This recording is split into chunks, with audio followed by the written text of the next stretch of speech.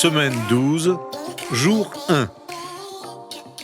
Bonjour et bienvenue à notre série d'études méditatives Dieu au quotidien sur la lettre de Paul aux Romains avec Tom Holliday.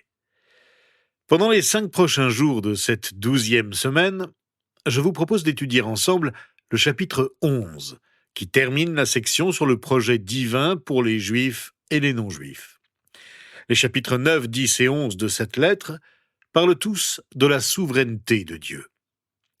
Notre chapitre contient quelques passages assez difficiles à comprendre, mais aussi la grande certitude que Dieu contrôle l'histoire humaine. Il existe plusieurs façons différentes d'aborder l'histoire, qui a de nombreuses branches. On peut ainsi s'intéresser à l'histoire politique, l'histoire militaire, l'histoire littéraire, ou même l'histoire quotidienne. Mais aucune de ces approches est capable de nous donner une vision adéquate de l'histoire humaine, car elles ne tiennent pas compte de Dieu, la figure historique et la force d'influence principale de l'histoire humaine. Le chapitre 11 de la lettre aux Romains nous offre un aperçu de l'histoire du point de vue de Dieu. En bref, la vision de Dieu est simple. Il n'en a pas fini avec le monde et l'humanité, bien au contraire. Paul nous invite à comprendre l'histoire sous tous ses aspects, à travers le filtre de la souveraineté de Dieu sur le monde qu'il a lui-même créé et qu'il tient dans ses mains, pour reprendre cette image biblique qui exprime si bien que c'est Dieu et Dieu seul qui maintient la création entière. L'histoire du monde et de l'humanité, c'est son histoire. Le chapitre 11 de la lettre aux Romains parle de l'œuvre de Dieu dans l'histoire. On y découvre comment le plan de Dieu se dessine pour l'humanité entière tout au long de l'histoire. Paul parle de l'œuvre de Dieu parmi les nations de tous les temps. Mais précisons-le de suite, il s'agit de nous donner une vision globale de cette histoire. Paul parle de nations entières qui rejettent ou bien qui acceptent Dieu en général, et non d'individus en particulier. Chacun d'entre nous est toujours individuellement responsable devant Dieu de son choix. Mais Paul nous dit aussi dans ce chapitre qu'il se passe quelque chose d'important parmi les nations non juives et la nation juive. Paul ne parle pas seulement de l'œuvre de Dieu dans l'histoire et dans les nations, il parle aussi de l'œuvre de Dieu en nous. Paul rappelle à plusieurs reprises que c'est pour notre bien qu'il écrit ce qu'il tient à nous dire. Il ne veut pas seulement que nous comprenions la vision de Dieu pour le monde dans son ensemble, mais aussi que nous soyons transformés par ce que nous comprenons. L'apôtre commence donc par une question qui peut nous surprendre. Dieu a-t-il rejeté son peuple ? Son peuple, la nation d'Israël, un si petit pays mais qui a tant d'importance à ses yeux. Il s'agit du peuple qu'il a choisi pour mettre en œuvre et mener à bien sa vision pour le monde entier. La réponse de Paul est claire. Pas du tout. Dieu n'en a pas fini avec son peuple, qui reste son peuple. Et l'apôtre en apporte brièvement des preuves en avouant tout d'abord qu'il est lui-même un Israélite. Il dit au verset 1 « Je suis moi-même Israélite, de la descendance d'Abraham, de la tribu de Benjamin. » Celui qui écrit ces mots est venu à la foi en Dieu par Jésus-Christ. C'est bien une preuve que Dieu n'a pas totalement rejeté son peuple. L'histoire du prophète Élie, dans l'Ancien Testament, apporte une deuxième preuve. Nous lisons ceci au verset 2. « Dieu n'a pas rejeté son peuple, qu'il a connu d'avance.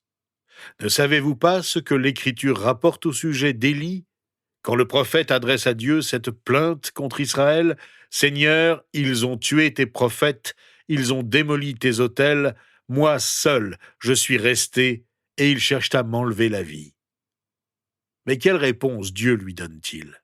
« Je me suis réservé 7000 hommes qui n'ont pas plié les genoux devant Baal. » Vous vous souvenez sans doute que Baal était la divinité que les Cananéens et les nations environnantes adoraient à l'époque.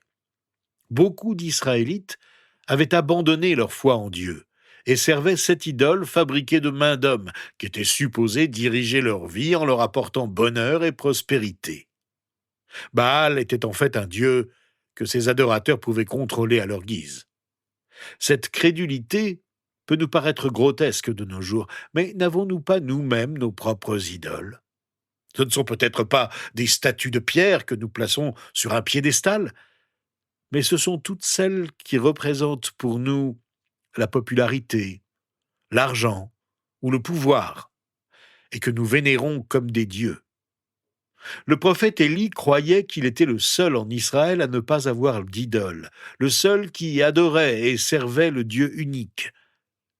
Mais Dieu le reprend et le rassure. Il reste en Israël des milliers de gens qui m'adorent et me servent, lui dit-il. Cet exemple est très encourageant. Dieu est à l'œuvre dans le monde, même si nous ne le voyons pas. Lorsque nous croyons être les seuls à avoir la foi, rappelons-nous donc cette histoire.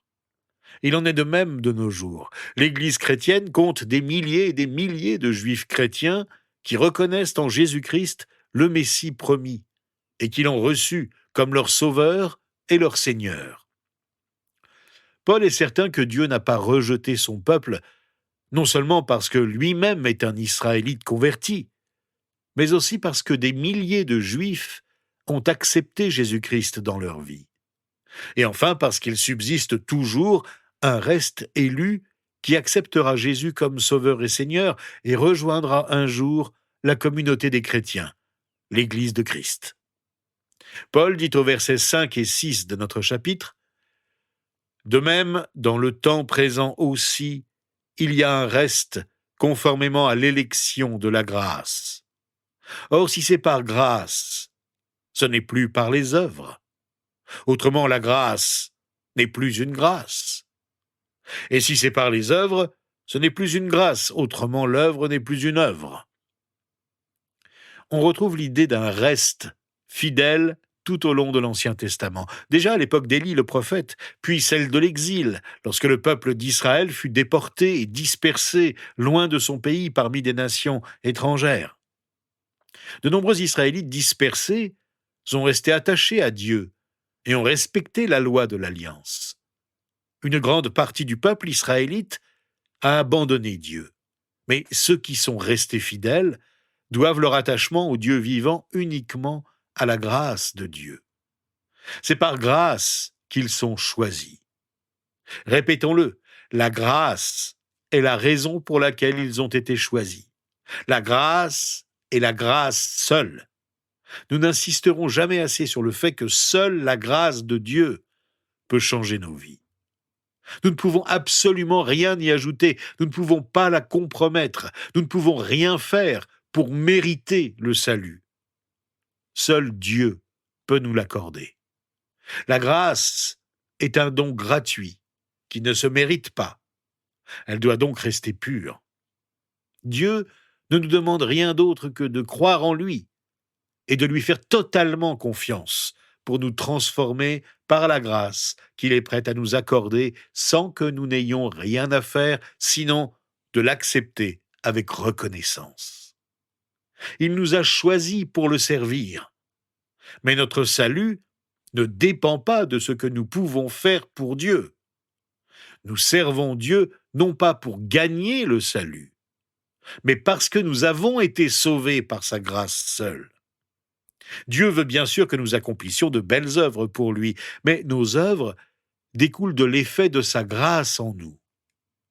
Notre relation avec Dieu ne dépendra jamais de ce que nous avons fait pour lui, ou faisons pour lui, ou ferons pour lui.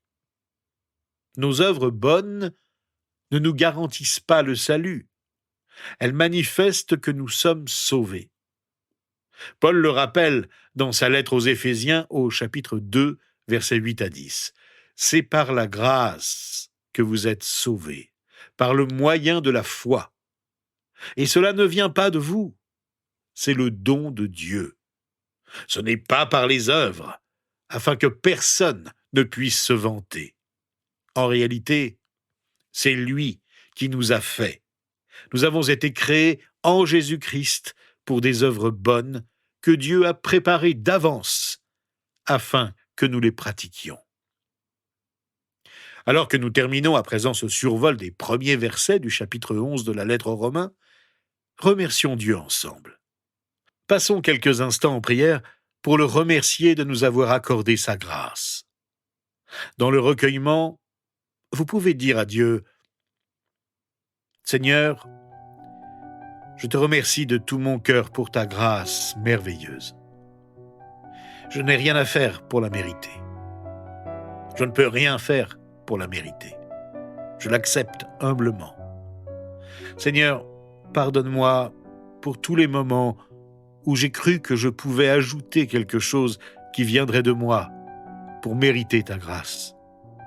Enlève de ma pensée tout orgueil et permets que je puisse te servir en sachant que le bien que je peux faire pour les autres, c'est grâce à toi et à toi seul que je peux le faire. Je te suis reconnaissant pour ton amour pour moi. Et c'est au nom de Jésus que je t'adresse ma prière et ma louange. Amen. Demain, nous étudierons ensemble les versets 7 à 15 du chapitre 11 de la lettre de Paul aux Romains.